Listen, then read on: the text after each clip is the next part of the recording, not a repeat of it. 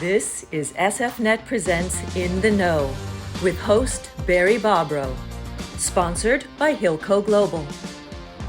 Hey everybody, welcome to the very special edition of the In the Know podcast. I'm the host Barry Bobrow, but today I'm doing what I do when I'm not hosting the podcast. I'm a tennis fan, and I invited my favorite tennis wonk in the world, Valerie Mason, who by day is at Otterbourg, and the rest of the time she is an unbelievable tennis fan. We're a great tennis team, but before we get going, I wanted you to hear from another amazing tennis team who's going to kind of kick off the podcast. Hey, Valerie and Barry, Mike and Bob Bryan here in Miami. Just want to say congrats on the new show, Tennis in the Know. Can't wait to check that out. And Valerie, we hear that you're an amazing encyclopedic tennis brain. You know everything about all the players. And a big Rafa fan. And a huge Rafa fan. Sorry about last night in Cincy. Took a tough L, but he's going to bounce back strong at the Open. And he might be the best of all time. So you got that going for you. And we hear you're an attorney, just like my wife. Tennis and law. That's sexy. Yeah. And Barry, we hear that you're not too shabby on the courts yourself. A great junior player with a huge kick lefty serve that just terrorized your opponents. I need tips on that one. I was more of a slice guy. But if you can hit that kick in the deuce court, that's nasty. But hopefully we can be on your show one day, or we can play some doubles, meet down the road and play a little bit. But just sending you guys love, wishing you guys all the best for your amazing Tennis in the Know show. And hopefully we'll see you down the road, maybe catch you at a tournament. And Barry, thanks for the support over the years. We hear you're at some of our matches, so thanks for that, and all the best to both of you guys. Bye, guys. Well, Valerie, here we are. U.S. Open season. You ready? I am so ready. I was ready 3 weeks ago. I'm so ready. I can't wait for this to start. It's going to be exciting. This is great. Maybe the most unpredictable U.S. Open in a long time on both the men's and women's side, right? I mean, it's going to be. I mean, if you have tickets for the opening rounds, you just won't. You'll want to split yourself in four, because there'll be at least 4 matches going on at the same time that you'll want to see. It's going to be great. Yeah, that's great. That's exactly right. Well, so for the podcast audience, maybe I'm going to just start with something really simple, because I mean, not everybody's as I know you and I have a hard time understanding this, but not everybody is as much of a tennis fan as we are. So let's start with, why do you spend so much? Why do you have so much invested in tennis? What do you love so much about tennis? I love everything about it. I love the simplicity of the game. I love the challenges that you have when you're playing it. I love to watch somebody try to problem solve and put everything they have into something. I like the fact that the person who wins the last point wins. That's right. There's no clock on it. Right, no clock, but you have to win that last point. That's the only point that matters. Is Sometimes the last that's point. Pretty hard. So I enjoy that. Especially love the U.S. Open, because I love the involvement of the crowd in the match. And during COVID, I watched a lot of tennis during COVID. And I agree. We watch a lot of tennis all the time. It wasn't. Yes, that's true. As you well know, Barry, 4 o'clock in the morning when you're calling me, I'm watching the Australian Open live. Yes, I watch a lot. That part I understood, but when you called me and told me you were linking directly into the court proceedings in Australia for Djokovic's visa, then I knew you were a committed fan. Well, I'm so happy to hear that the Bryan Brothers appreciate the link between law and tennis and find them equally of interest. I'm very excited by that. I can't wait to have them on our next podcast. Well, they said they wanted to get together, so we'll have to take them up on it. Well, I love the problem solving too, Valerie. It's the thing about the tennis that I think it's the individual sport, and I've actually, over time, I've interviewed and hired a couple of former collegiate tennis players onto my team. And I always say, I don't know if they're going to be great asset-based lenders, but they have a great chance because they can problem solve. They can handle, on the fly, changing strategy, and they calm and collected under pressure. And if you can't do that, you can't play tennis. So that's exactly right. And you can see that play out every day on a tennis court, because it's the person not only with the best strokes, but the best mental attitude and approach to the game that's going to win. And that's always the interesting part. Yeah. You really can never tell what's going to happen. So that's what makes it That's very true too. interesting. That is true too. Well, let's talk about the current game, and I think for people who don't watch quite as much tennis, the thing that I'll start with the men's game here. Well, actually, let's go a different direction. Let's talk about the fact that the big three are leaving over time and aren't nearly as present at the U.S. Open, but also Serena's retirement, which has kind of been going on for a while. Just highlights the fact that there's no leadership, there's no obvious champion on the women's side at this point. Yeah, I mean, look, she has had an amazing career. I mean, what she and her sister Venus, who actually have been at Secured Finance Network events before Venus, I think it was 3 or 4 years ago in Miami. I'm not sure. I think that's where she was. But anyway, they have changed the game forever for the better. And Serena is an amazing champion. I'm sad to see her go, but I think that where she is in her life, these are decisions that you have to make. And tennis is, in my opinion, an all-in sport. And if you're not going to be all in, especially if you're super competitive, I mean, you're not in it just to go out there and swing the racket. Yeah. And I know that if she's not going to be 100%, this is a good decision for her. I hope. And I know it's frustrating for fans, who do I root for? And gee, this was a great American champion, actually 2 great American champions. But with her really gone for the last few years, what I really like about the game is that you see, the people who are winning these tournaments, and it's a different one every major or every Masters 1000 event, but they're such phenomenal athletes and they're working so hard, and you really get to see that when you don't have the same players winning every time. Yeah, I think that's true. I mean, we've talked about this before. For me, I think the women's game is a lot more about confidence and streak, and it's a lot more mental than physical. I mean, everybody is in great physical shape, or 99% of them are. So it's a question of the mentality and can you keep it together? And that varies from player to player, and it varies a lot more in the women's game, but it's also more consequential because you're only playing 2 out of 3 all the time. You can have a little bit, to coin an old Yvonne Goolagong phrase, now I'm going to date myself, you can have a walkabout in the men's game in 3 out of 5 at a Grand Slam, but you can't have that with the women. If you are in a bad patch, there's not a lot of time to get yourself together. So it is, in my opinion, the women's game more of a mental game and confidence. So. Yeah, but we haven't had, I mean, there's been no consistency. So Barty retired after winning the Australian this year, and it looked like Swiatek was going to take the mantle. She won the French. She had this amazing, I think it was 38 match streak. And lately, not so much. Again, I think it's a lot has to do with the mental aspects. It's also where you have these first-time winners of Grand Slams, and most of them never win again, or they win maybe 2 or 3 seasons later. I mean, Naomi Osaka is really the only player who comes to mind in recent history that was able to put a U.S. Open, a very difficult U.S. Open, the one she won against Serena, under extreme circumstances, and then come back at the Australian and win that one. I mean, that's really not been done, and she's really nowhere in the game right now. Yeah, I mean, unfortunately, and I like her a lot.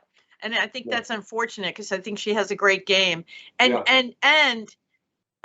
she had incredible mental toughness. I mean, that match that she won against Serena at the US Open, that final, she was very young then, but very mature mentally, was able to really take the crowd out of it in her own mind and go forward and win that match. That was an amazing thing. She doesn't get enough credit for that. Yeah. Really was amazing, but now for the first time in really anybody's memory, you have the same sort of thing going on the men's side, which is with the Federer he's not here at the Open. He's aged out. He's also had injuries. I know you're upset about that, Barry. I've got all for those of you who don't recognize, this is his Olympic uniform that he didn't get to wear. I've got the RF hat, and Valerie and I agree on many things, but we don't agree. Well, actually, I think we have to almost agree on the GOAT conversation because my guy is not gaining anymore, and Rafa has had an amazing year. But before we get to that, I mean, with with Djokovic, and this is breaking news as of the podcast, Djokovic has finally admitted that he can't get into the country and isn't going to play. So you have no Federer, no Djokovic, and Rafa has a great chance, but it's never been his best surface. So you have all these other winners coming to the fore. I mean, Medvedev ranked number 1. And the winner last year. And, he is the reigning champion. Yeah. So, Let's I mean, talk about the men's game for a second, though, Valerie. I just want to get your thought, because the thing that really strikes me is, you had this movement, a lot of evolution in string and racket technology, which allowed the players to really just beat the tar out of the ball from the backcourt, which that's the way the game's been played. And then you have somebody like Rafa or Medvedev really started it, and everybody's doing it. They're so far back that a lot of the venues don't even work for them. They're bumping into the back screen. And now you have all of a sudden, to counter that, you've got players hitting. I mean, the drop shot has come back into play, and the lob too. What do you think about the men's strategic game right now? Well, the strategic game is really, I think and we talked a little bit about this evolution of going further and further back. I mean, in some ways, you can only see the top 10 players be doing that, because if you're on the outer courts, to your point, you really don't have that room to move back. It's only on the really big venue arenas that somebody who likes to play back can go even further back. I mean, Medvedev in Cincinnati last week, he was pretty much really far back. And the year before, there was a camera there that he went into that he almost broke his ankle. That's right. And they moved it this year, but they actually tried to put it back when he fell into it last year. But, everyone's moving back. I think. And just as an aside, and I play a lot of tennis still. I challenge any weekend tennis player to go find a court where you can go as far back as they are, and then figure out how you're going to hit the ball on a return of serve, and get it in the court on the other side. You're hitting it twice as far as you normally would, and you're still trying to hit it down to the feet of the other player. It's not an easy thing to do. It's not easy at all. It's not easy at all. And also too, a little bit, it shows the difference, I think, in strategy between American and European players, particularly the Spanish players. Courier noted a couple of months back that obviously Rafa is the player I think most known for standing as far back as possible, and he's sort of the trendsetter. But in terms of coaching, it's really a Spanish coach, European coach strategy to stand as far back as you can to return. Whereas on the American side, it's always stand as close into the baseline and come in. And Courier himself noted that, he was in the American camp, so to speak, on that. And then when he started training with Jose Higueras, actually, like right before he won the French Open is when he started moving back. Mm-hmm. And, it's definitely two different styles of game. But the cat and mouse, I think, is the most interesting, though. In reaction to all the players moving back, now you have players serving and volleying for the first time in a long time. It's part of everybody's game. And you also have the drop shot coming into play. Like, I haven't seen this many drop shots in years. Yeah. I mean, there's, and look at Alcaraz. His now like notable shot is, he's down love 40 and he's going to drop a drop shot, that's spectacular. And it also adds like a super element, going back, you never really know what's going to happen. So, right. Going back is not without consequence, but nobody moves around a court like Rafa. And there are, but moving from that far back to the, into the net, and that sort of speaks to physical conditioning, etc. And again, movement. Medvedev, he's like an octopus out there. He for such a large guy, and it's kind of hard to really hit a ball the way that he hits it's really hard to appreciate on TV how this lanky guy is moving, basically sitting in the first row of the seats, and the next minute he's at the net returning a drop shot. So all right, so let's do that. So you've got Medvedev, top pick, won it last year.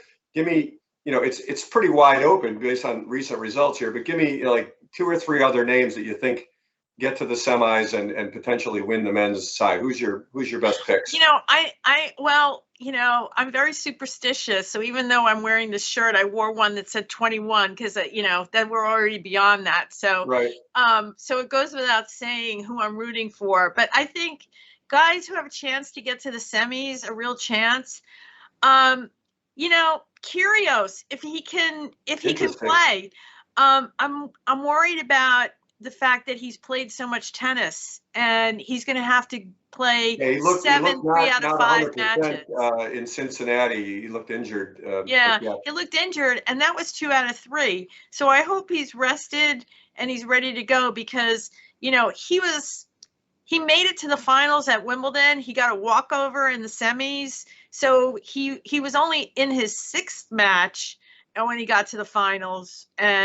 But unfortunately, he had to play Djokovic. I mean, that was but now he won't.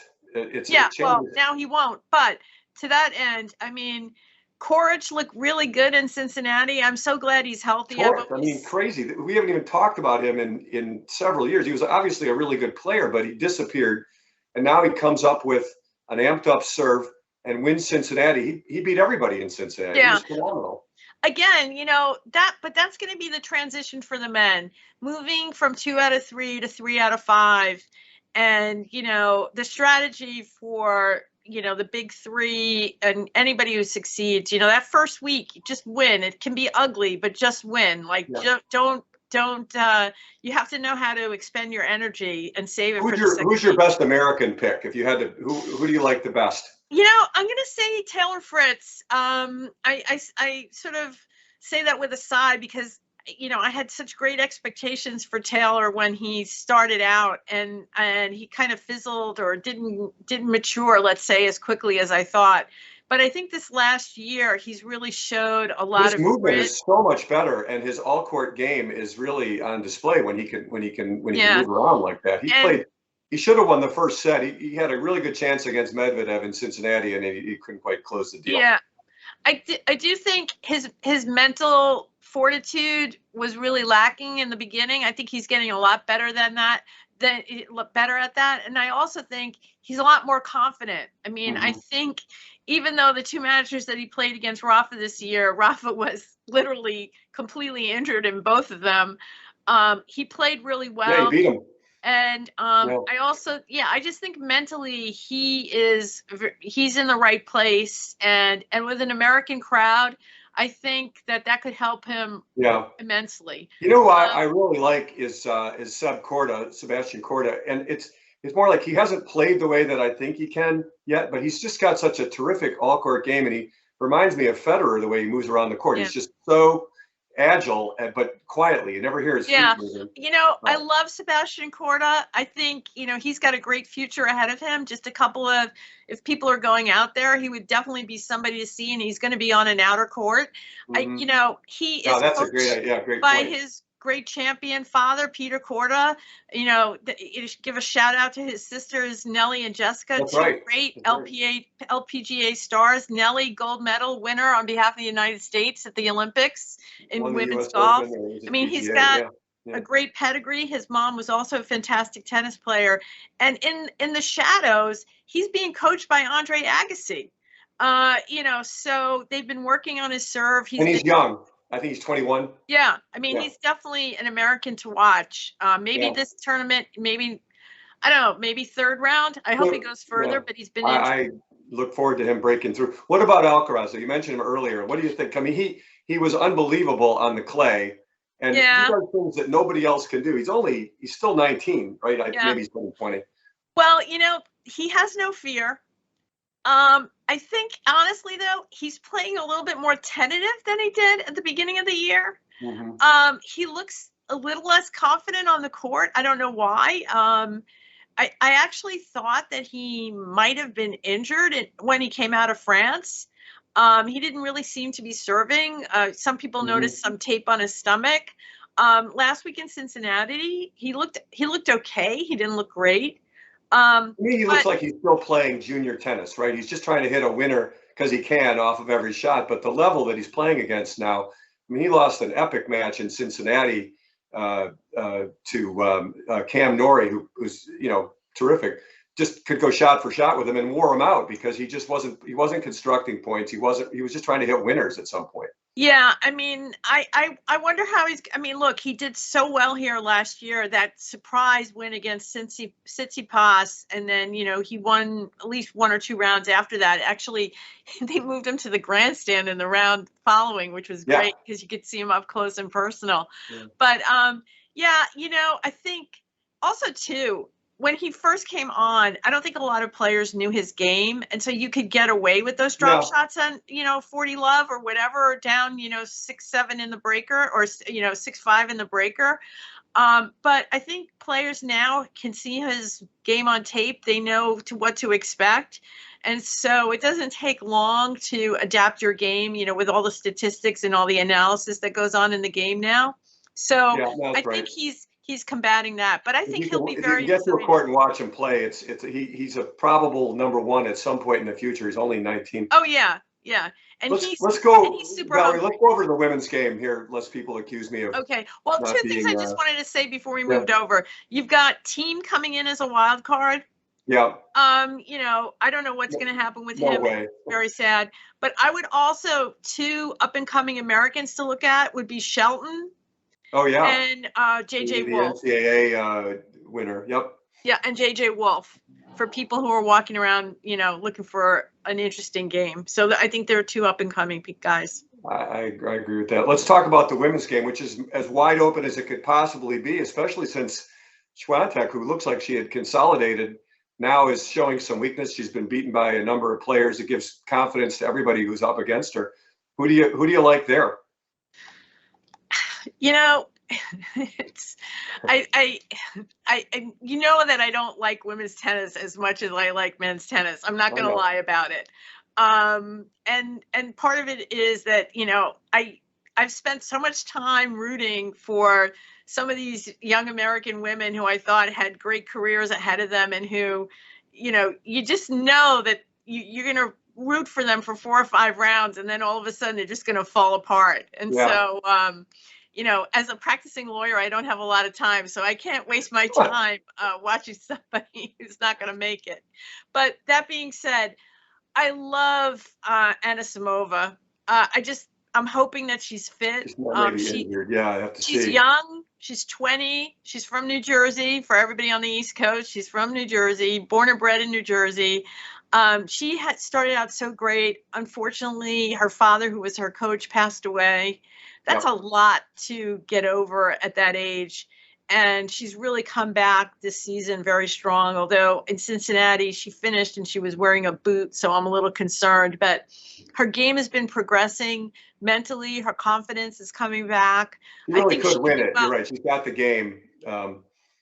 I really love the game. It's just so hard to convince people that it's real. It's Caroline Garcia, who won in Cincinnati, who's really been playing phenomenal this year. Her game is, she's just a great athlete, and she does things that you look at her. She's not that physically imposing. You would think that she couldn't hit it as hard or serve as well or return from inside the baseline like she does, but she's dominating the game last week anyway. Mm-hmm.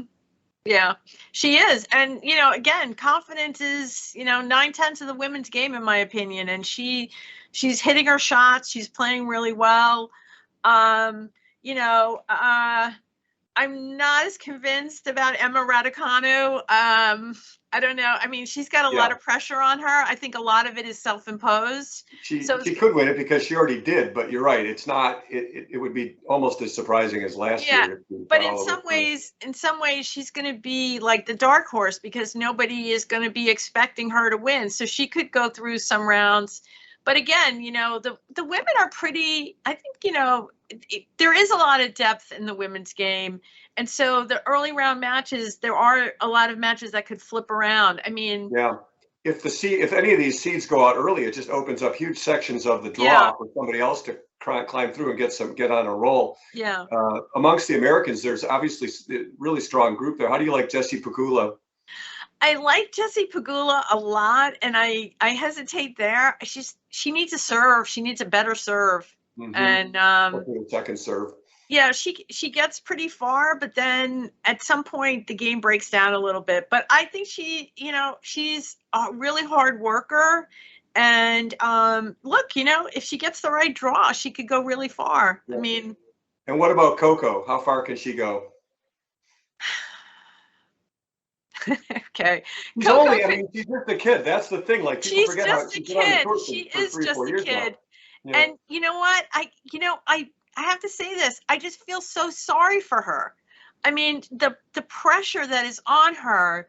She, my gosh, she made it to the final of the French. It's something to be celebrated, not something to cry about. I mean, it's just, I just feel like there's so much pressure on her to be so great so early that I just worry that's going to hurt her longevity. Yeah.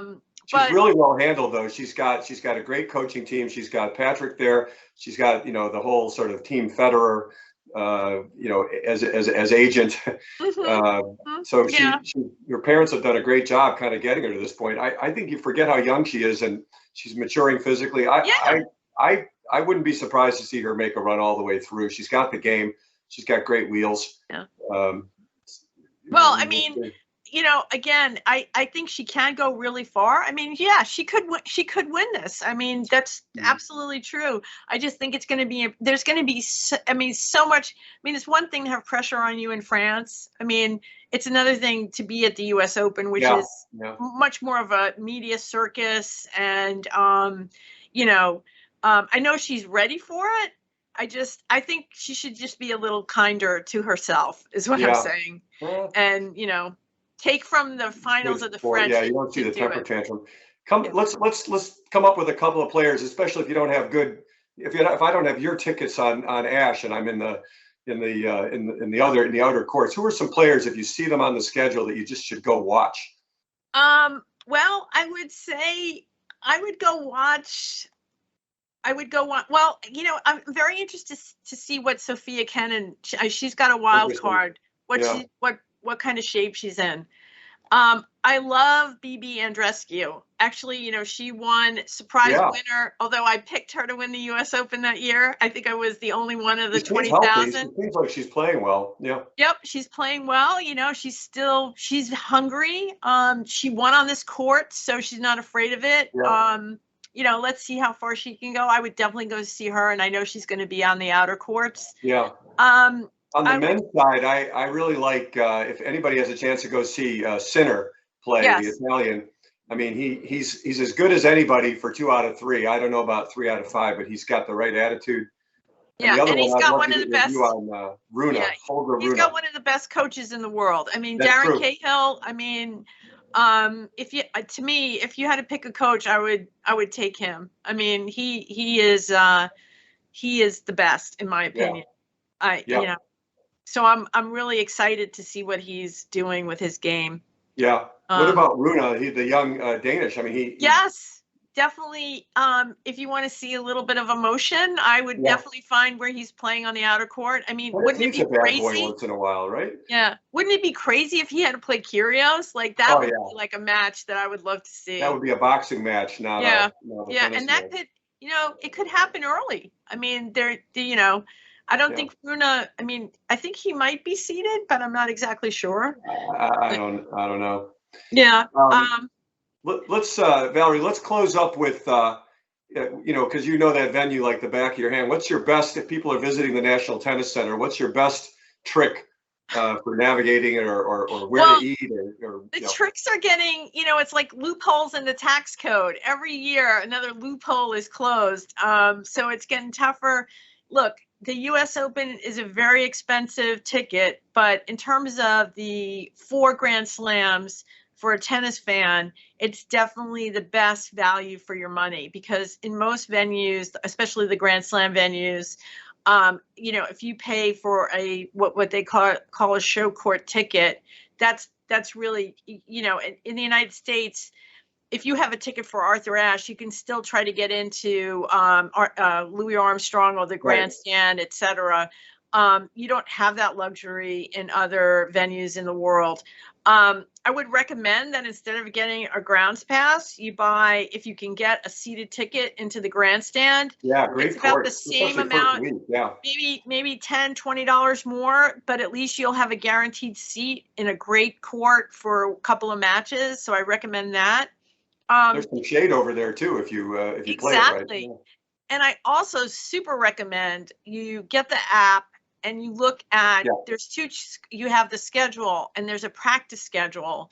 And the way that the US Open has set up the practice courts now, even if you can't see Rafa or, Kyrgios, or you can go out to the practice courts. There's tons of seating out there. There's tons of seating, but there are tons of people who are onto it. Yeah. And they're out there watching those guys practice.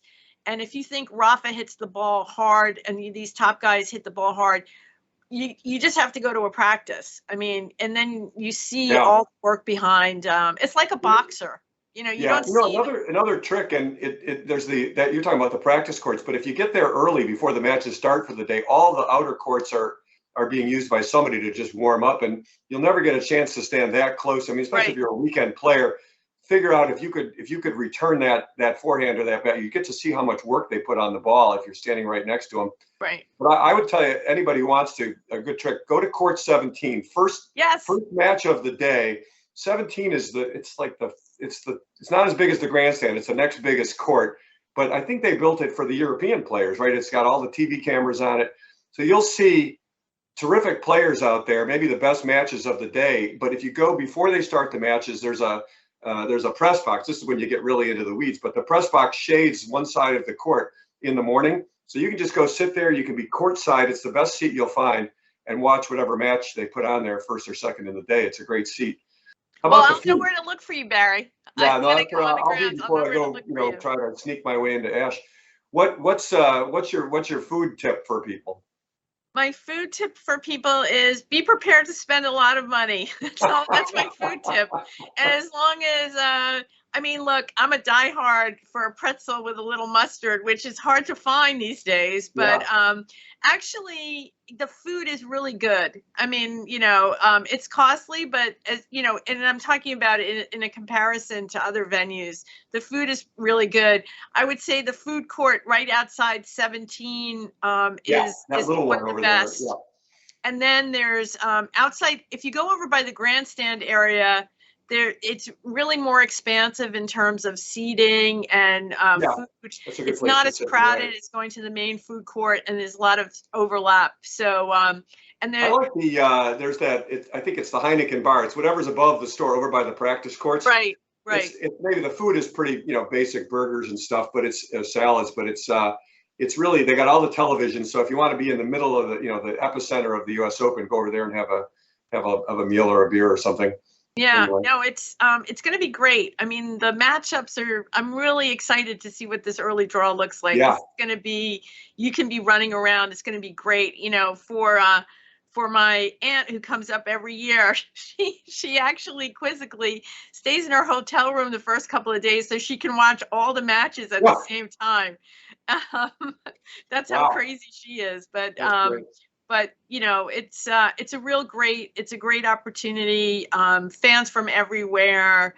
You really can, the weather is typically beautiful. And now that there's a roof, you're going to see tennis. Yeah, you got two roofs there. Well, my best tip, and maybe we'll close on this. My best tip for anybody who's watching this and they go to the Open, find Valerie, because Valerie's got at least 12 tickets going at any point in time, and she's going from court to court. And if you find her, she's very likely to say, hey, come on, let's go watch this match over here. And then you got the best seat in the house. So, well, I appreciate that. And I'll just say, if you're in Arthur Ashe, I'm at 12G, as in goat.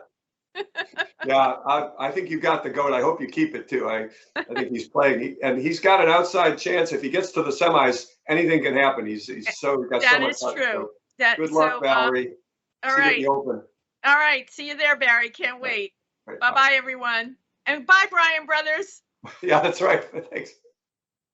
Well, for those of you who weren't excited about the Open before, I hope you are now. And I hope you also got a feel for how much information you can actually think about besides who won the match. So that was a great wonky tennis conversation. It had nothing to do with business, but it's a passion of mine. So we made it a special edition of the In the Know podcast. I want to thank again, as I have every time, the great work done by the Secured Finance Network team to make these possible. And thank you to Hilco Global for sponsoring the podcast series.